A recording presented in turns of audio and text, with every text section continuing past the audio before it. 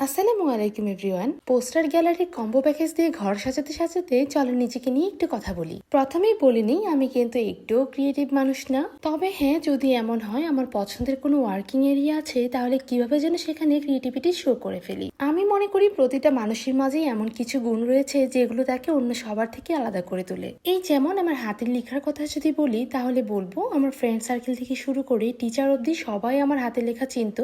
আর যদি এখনকার উদাহরণ দেই, তাহলে বলবো আমার ভিডিও মেকিং এর কথা। ভিডিও এডিটিং এর সময় একটা জিনিস আমি সবসময় মাথায় রাখি, সেটা হলো যেন অন্য সবার থেকে আমার ভিডিওগুলো একটু হলেও আলাদা হয়, যাতে করে আমার ভিডিওগুলোর মাঝে সিগনেচার লুক ফুটে ওঠে।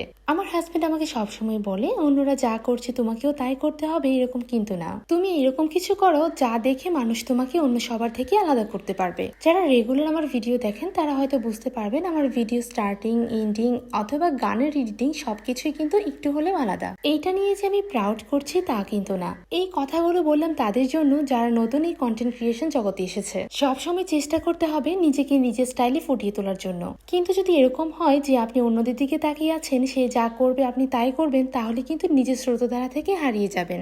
যাই হোক, অনেক কঠিন কঠিন কথা বলে ফেললাম। ধন্যবাদ সবাইকে। আল্লাহ হাফেজ।